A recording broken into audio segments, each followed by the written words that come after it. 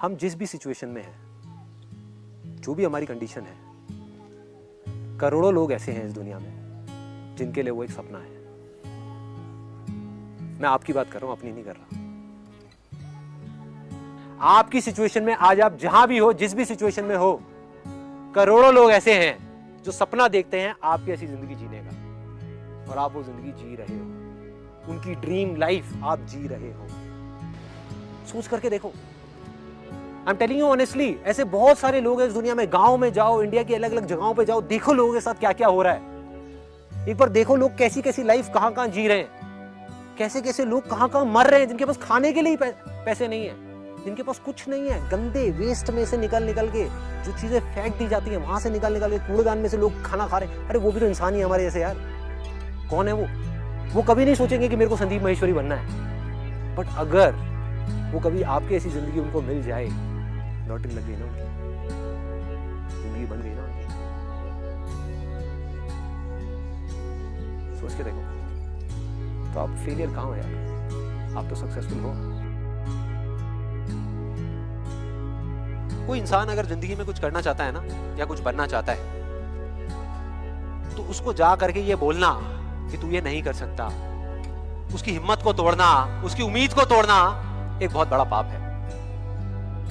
क्योंकि कई बार कुछ लोगों के पास में सिर्फ एक उम्मीद होती है और कुछ भी नहीं। लेकिन वहीं दूसरी तरफ किसी को इतना हक देना कि वो आ करके आपके सामने खड़ा हो जाए और आपको कुछ भी बोलता रहे, आपकी उम्मीद को तोड़ दे, आपकी हिम्मत को तोड़ दे, और आप चुपचाप खड़े खड़े उसको देखते रहो, कुछ भी ना कहो, कुछ भी ना करो, ये उससे भी बड़ा पाप है।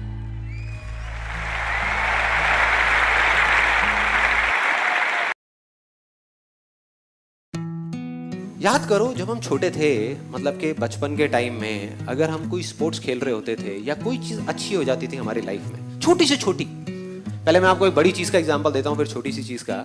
कि सपोज हम कोई फुटबॉल का मैच खेल रहे हैं। कोई है यहाँ पे जो फुटबॉल खेलता था बचपन में? हाँ, जैसे आप खेलते थे फुटबॉल। तो आप फुटबॉल खेल रहे हो और सामने 4 प्लेयर्स खड़े हैं और उधर गोलकीपर भी है। आप किसी तरीके से सबसे बचते हुए यहाँ से वहां से निकल के और आपने गोल कर दिया। तो आप क्या करते थे उसके बाद में? खुश हो जाते थे, खुल के सेलिब्रेट करते थे। ऐसे तो नहीं ना यार ये गोल तो हो गया, अगला पता नहीं होगा नहीं होगा, ऐसे तो नहीं करते थे। अरे मारा और उसके बाद में झूमते हुए आ रहे हैं, यस मजा आ गया, अपनी पूरी टीम से गले मिल रहे हैं और खुशियां मना रहे हैं, सेलिब्रेट कर रहे हैं खुल करके। ये तो हो गया बड़ी सी बड़ी चीज। छोटी से छोटी चीज कि घर में आप बैठे हो, अपने दोस्तों के साथ में खेल रहे हो और आपके एक दोस्त की निक्कर उतर गई। 5 मिनट तक हंसते रहते थे, बड़ों को समझ नहीं आती थी ये बातें। वो आगे कहते थे क्या पागल है क्या कर रहा है, और हम हंसे जा रहे हैं, उसकी निक्कर उतर गई, निक्कर शेम शेम शेम। अगर किसी तरीके से यहां पर बैठे हुए हम जितने भी लोग हैं, इमेजिन करो एक बार कोई हाइपोथेटिकल सिचुएशन, आपके अंदर से डर निकल जाए, फेलियर का डर निकल जाए, कामयाब ना होने का, तो कोई रोक सकता है आपको कामयाब होने से? सोच के देखो। एक क्रिकेटर है, उसके अंदर से डर निकल जाए आउट होने का, उसको कोई आउट कर सकता है? हा? एक डांसर है, उसके अंदर से डर निकल जाए हारने का, उसको कोई हरा सकता है?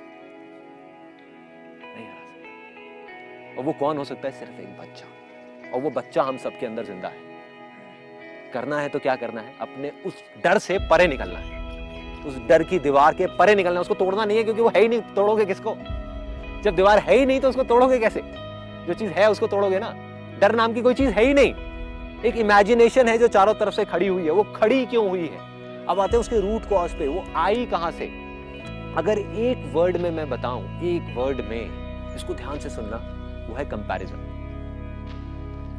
जब भी हम अपने आप को किसी और से कंपेयर करते हैं, या हमारी आज की जो सिचुएशन है उसको किसी और सिचुएशन से कंपेयर करते हैं, या अपने आप को अपने आप से ही कंपेयर करते हैं, ये 3 वजहें हैं, इसके अलावा कोई चौथी वजह नहीं है।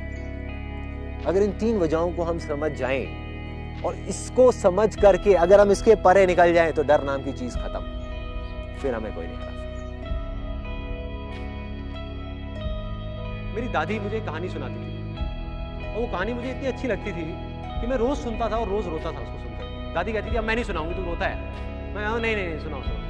बहुत अच्छी कहानी, सुनाओ। वो कहानी थी एक ऐसे आदमी की जो बहुत खुश रहता था अपने परिवार के साथ, यहाँ पे वहाँ पे, बहुत अच्छा मजे में। उसके बाद में एक ऐसी स्टेज आई जब उसकी लाइफ में, जब उसके अंदर लालच आ गया, और उस लालच की वजह से उसने लड़ाई झगड़ा करना शुरू कर दिया अपने माँ बाप के साथ, अपने भाई बहनों के साथ, पूरी दुनिया के साथ, सिर्फ अपने फायदे का सोचने लग गया, और धीरे धीरे धीरे सबसे अलग हो गया, यहाँ तक कि अपने बीवी बच्चों से भी लड़ाई झगड़ा करने लग गया। तो जब उसकी लाइफ के कुछ आखिरी सेकंड्स बचे हुए थे ना, जब वो जाने ही वाला था इस दुनिया से, तो उसकी आंख से आंसू निकले जा रहे थे। वो रोए जा रहा था, रोए जा रहा था, रोए जा रहा था, और आखिरी वर्ड्स जो उसके मुंह से बाहर आए वो थे कि मुझसे बहुत बड़ी गलती हो गई,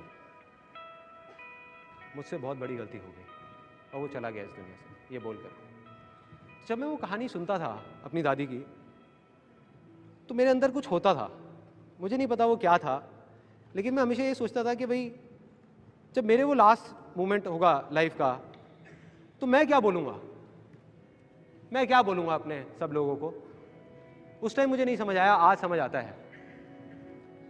जब मेरी लाइफ के वो आखिरी सेकंड्स होंगे ना, आंसू निकल रहे होंगे, रो रहा हूँगा, लेकिन वो खुशी के आंसू होंगे,